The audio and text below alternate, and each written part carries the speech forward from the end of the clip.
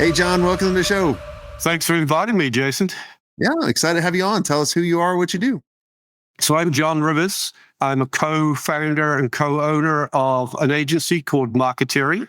We focus purely in the B2B space, and just taking that deeper, I look at it, if we say industries, which is we quite often tell our B2B customers, we're really heavily in the ERP CRM space.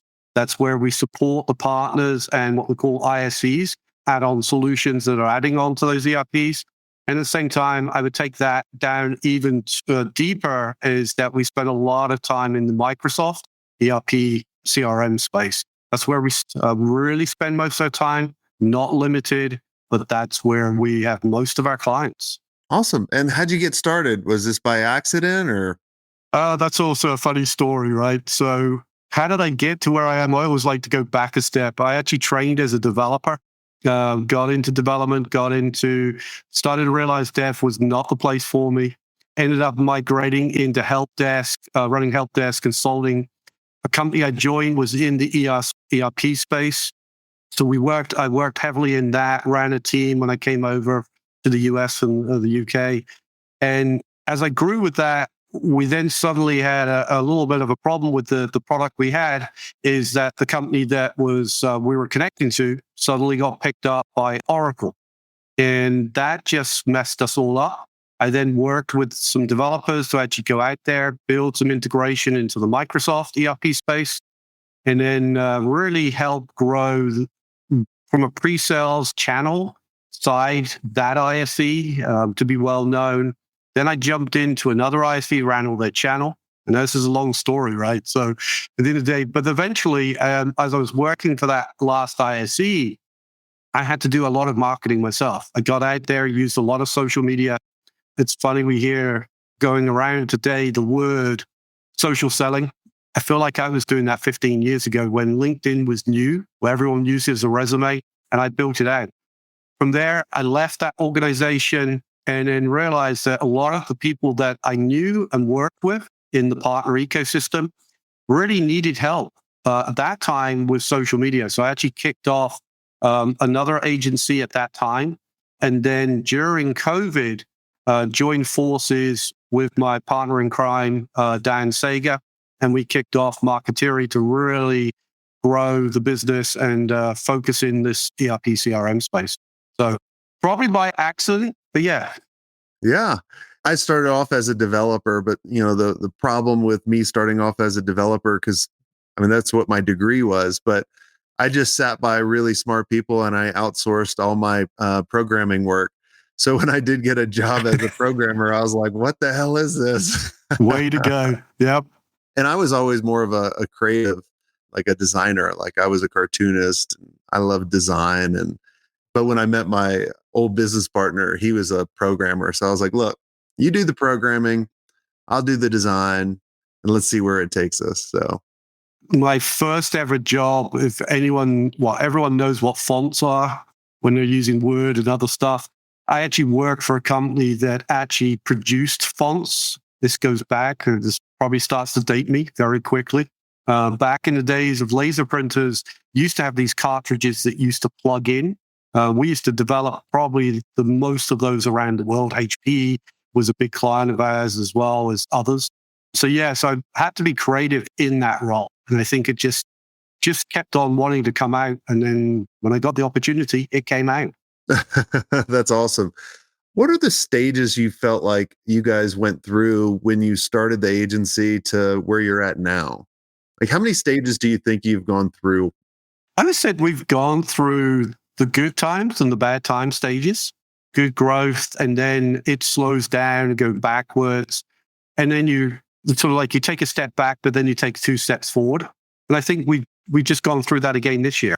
I look at it as when you start an agency, it's fun and you're getting clients, you're making money. You don't have many people, if any, and you're just like, man, this is awesome. And then you're like, I want more of this. I want to scale it.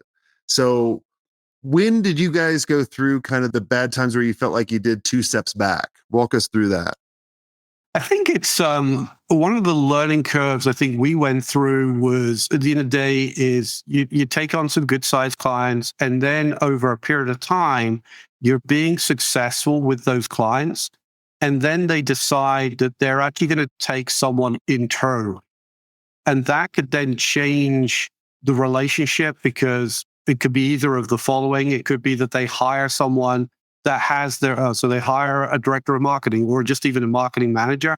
And then they decide that that person comes in that really wants to bring in their own team, right? So maybe they've been out there for a while, they have their relationships, they don't want to work with you, right? So at the end of the day, that disappears. The relationship you still is there, but it just doesn't continue. Or it could be that that person's come in and just doesn't have the same thoughts and strategy as what you've been doing with a client. So they go their own direction. Now, not all clients go that. Sometimes it goes the other way, right? We still end up doing additional business for them, not necessarily the fractional CMO, the strategy and all that, because now they have someone internal. I think some of that, we lost a few clients through that, but we've gone back and we've started to evaluate that and start to learn that that's not a bad thing if that happens, because what we've done is actually got that client to a successful situation where they can hire someone. And we should be proud of ourselves because we've got them there. I think that's a good way to look at it because I used to take it personal when people would join our community and our mastermind and then they would leave. And I'd be like, oh, you were in it for 3 years, 4 years. We became really close friends. And I'm like, why are you leaving us? But then I realized I'm like, you guys are graduating. You've graduated to a point where you can sell your agency. You've graduated to a point where you are not the CEO anymore. You can get on the board of directors of your own agency and you don't have to run it and you can go do all these little side projects. And I started looking at it that way and I was like, okay, cool. Like we've done our job because you're never going to hold on to your clients forever. And another thing too, I looked at, especially when I remember us going a couple steps forward or a couple steps back, when I felt like we took a couple steps back, and I chat with people about this all the time, and you tell me if this resonates. Like you lose 3 clients and you're like, man, I took a huge hit and I was counting on that. Does that go back to your pipeline? Or maybe like at that time, was your business based on referrals and word of mouth? I think there's two. I think there is that. I think it's also is when you're trying to grow your practice, I think probably for a lot of folks, right, is that we even as co-founders or founders or whatever level at the C level, is that you also get yourself into the weeds. You're doing a lot of the stuff that technically others could do, but you still are not letting go. And yeah, it could affect the pipeline. At the end of the day, is you end up working in the weeds for 5 days a week, but you're not doing enough to really drive that next opportunity. I can see you agree this 100%. I think it happens to everyone, right? It's the agency hamster wheel, right? Yeah. You go, I want more clients. So you go out, you do sales, you do marketing as an owner, and you get that client. And then you're like, oh, I need to do that work. So then the owner is actually doing that work that you should not be doing. First off, the owner should not be doing sales. It shouldn't be doing marketing, right? Like when you get at scale. And so you're doing all this. And then you start going, oh man, sales is taking a hit. Now I need to hire someone to take this. Then you hire someone. And then you're like, oh my gosh, the business is not as profitable. Now I need to sell more. Right? And it's just this cycle up this hamster wheel that just keeps going around. And the only way I felt like I was able to get out of it, or I see agency owners get out of it, is just going, look, I'm going to realize my role as a CEO versus an owner. So I'm curious, what do you think the most important roles as the CEO, as the owner, to really take the agency to the next level is for you guys? I would say it's getting in or changing the mindset to understand that you cannot be in the weeds. I think that's a number one takeaway for me. And the fact that you got to get out there, but at the same time, if you're getting to that point or at some point in the future, if you want to get to a point where you sell the agency, you can't be in the weeds, right? You, at the end of the day, to be able to step away when you purchase, well, at the end of the day, if you're the one doing all the work, you're not going to be as valuable, and you're going to continue being in the weeds. So you got to find a way to do that. But I think that is a big challenge.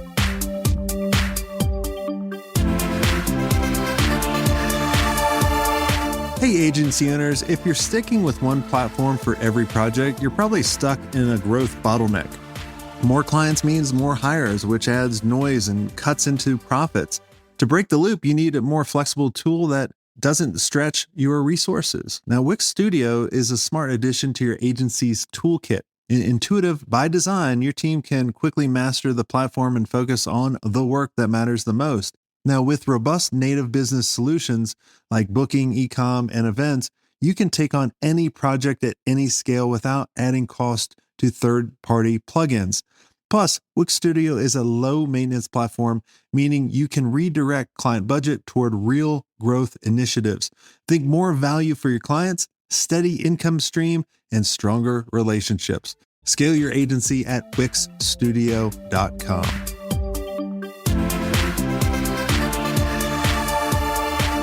Yeah, I see it as you got to build the leaders within your organization.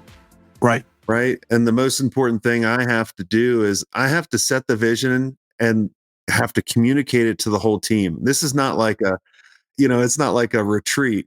You have once a year retreat and you go, all right, gang, get together. This is our mission for the year. This is our goal. And then everyone forgets about it. I'm like, no. Like, you have to live and breathe it. And then I also looked at it as I needed to coach and mentor my leaders to be better leaders.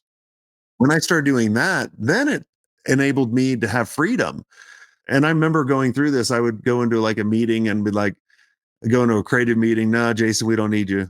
Go into a sales meeting. No, Jason, we don't need you. And I'm like, son of a bitch, like, the agency doesn't need me anymore. And I would get depressed. But then I realized, I was like, the agency needs me for something else. I think there's another piece to that one as well, Jason. At the end of the day is also, as you're evolving as an agency, is the people that you may have had at the beginning may not be the people who are going to stay with you. And that's not necessarily in a bad way. It's just the evolution. It's like any business, right? Everyone evolves with that. And we went through that probably in the first year and a bit as we got more into thought leadership content and deeper into some of the writing we were doing. I just look back and I think about one of the writers we had, great writer, but was really struggling with what we needed. And they were probably our number one writer, but we held on to it too long. And I think they also held on to it too long, which actually affected some of our relationships. But we were able to turn that back around. At the end of the day, we ended up having a conversation. And it all worked out. And it was like the writer at that time was a contractor. And it's like, as soon as we had the conversation, the hands were up. It's like, thank goodness you're the ones. I was scared to reach out to you because I didn't want to leave you in the lurch because you were beginning. But yeah, I think it's that, and it's finding those right people. Someone told me a long time ago, because that happens. The team you start with is not going to be the team that you end with. Right. And I think a lot of us, we have these personal connections and we treat everyone on the team, especially early on, as family. Yep. And there's a different way to look at it. I want you all to look at it as they're your dream team. Do you remember, like, the NBA came up with their dream team for the Olympics, like in 95 or something like that?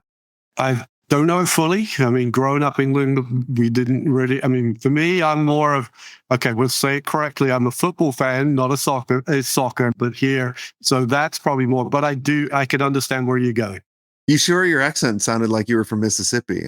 It's funny you say that. How people will ask us, like, I'm from New York, and it's like everything goes quiet for a while. It's like, are you sure? Yeah, no. And they must have been on the secret sauce or something if they said New York. But back in the Olympics, they came up with a dream team for the NBA. It was kind of the first time they would bring the NBA players in to Olympics because, before then it was kind of like amateur athletes.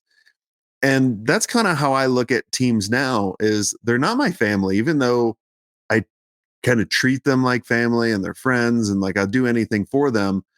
But and they even know they're the dream team. And sometimes people will get to different phases in their life and then they'll have to move on. But if you treat it as a dream team, it's easier because you can't get rid of your family. And the worst thing I see, we just got back from our digital agency experience in Colorado. And I remember chatting with one of the members, Jennifer, and she got rid of her COO and she treated this person like family. And literally, this family member, so called family member, almost literally took the agency to the brink. And she'll make it through, but it just screwed up everything. And she has to kind of reset everything. But if she treated it as a dream team and realized months ago this person was not the right fit, she might not have been in the situation she had to go through. It is tough. And I 100% agree with that. As I said, all the folks that we took on early were probably a little bit more friends and family. And hopefully some of those people may be able to turn into a dream team as well. Not to say some haven't. But it's also, I think, sometimes for us is trying to find the experience we need because of we are being very focused in a certain domain. So of course we're probably going to know these people that we're bringing in. So that sort of adds a little complication. But yeah, that's definitely one of the hiccups we've gone through. I think the other hiccup I would have said was, and we're still evaluating it as we go. Every quarter we reevaluate when the invoice comes in. Is all the tools that we have to invest in. And it's some days it's like, do we really need that? Could we get rid of that? I don't think people realize, and I'll take someone having their own marketing department at a customer, how much it costs to have all these tools to be successful. That really puts a lot of weight on an agency because it's a bit like your wages, right? At the end of the day, I don't want to get too heavy into healthcare, but at the end of the day, if you're buying your own healthcare, you've got to earn X amount of money before you can even put food on the table. So it's a balancing act of that as well. And as you grow, that can get more and more expensive. Yeah, I always look at expenses are expenses. And I always would start with kind of the end in mind going, what is my profit margin I want? Or even before then, what is the money that I want to make? And then what does the agency need to make? And then also too, like if my goal is to sell one day and I know I need to be at a certain EBITDA in order to hit the number that I want, it's always backwards mathing into it of going, all right, where do we need to be? Where do I need to, what decisions do I need to make? And a lot of times it's kind of getting to a place where when's the last time I raised my prices? We have a drinking game in the mastermind. I swear they do because every time I tell any of the members on our meetings to raise their price or create a podcast, everyone takes like a sip.